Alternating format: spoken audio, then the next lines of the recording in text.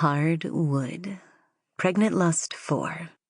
Pregnancy Erotica. Rough Sex, Anal Sex Erotica. Written by Millie King.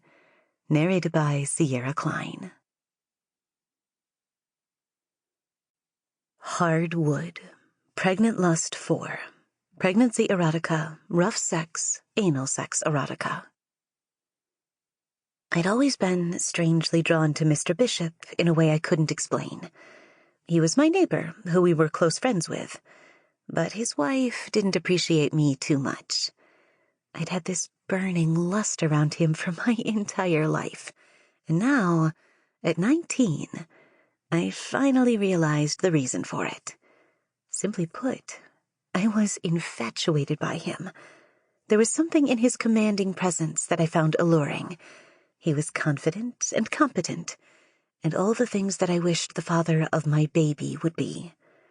Instead, the real father had split after I revealed my pregnancy, and here I was, deep in the second trimester, under a tormenting spell of my own hormones.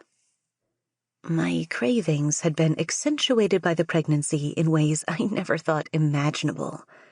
It seemed to manifest itself in excess, pushing my every yearning to the nth degree. I love chocolate, so now I eat an entire bar. I love ice cream, so now I finish the entire tub. I love Mr. Bishop, so now I want his hard cock. Crazy, right? I'm the first to admit how ridiculous it seems, but I'm not here to lie. I'm here to confess. To confess to doing one of the most sinful things I've ever heard of. There was nothing at all specific about the day it happened. It was a regular weekday, and I'd just finished breakfast at home. Mrs. Bishop had left earlier that morning, and Mr. Bishop, like always, was in his workshop out back. He was a carpenter by trade, but every so often he'd take on wild sculpting projects, culminating in rich, detailed works of art that he sold for thousands. It was a joy to watch him at his craft, and I found it intoxicating. But he preferred to work alone and in peace. That day, I was feeling particularly devilish, and after a torrid night of sinful dreams, I was all worked up. The previous night, my sleep had been scattered. I'd awoke several times to the sound of my own breath bursting from my lungs as my imagination got the better of me.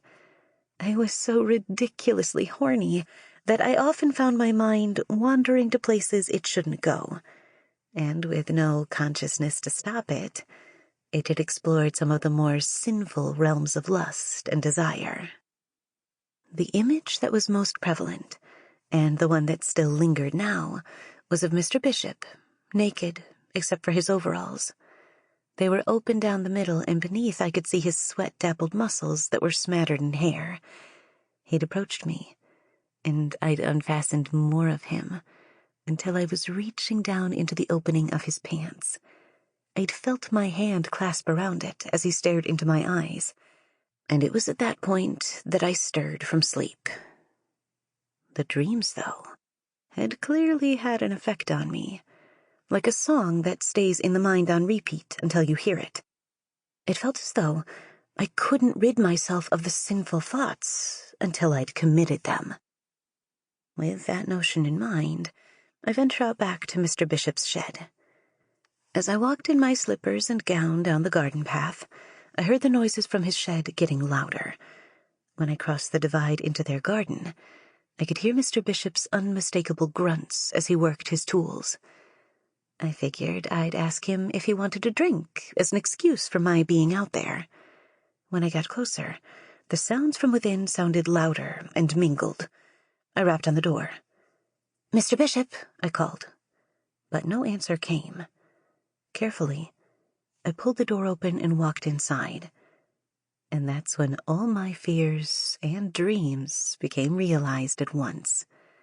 A few meters away, sat on the desk, and with his jeans around his thighs, was Mr. Bishop, reclined on the table and jerking himself something fierce.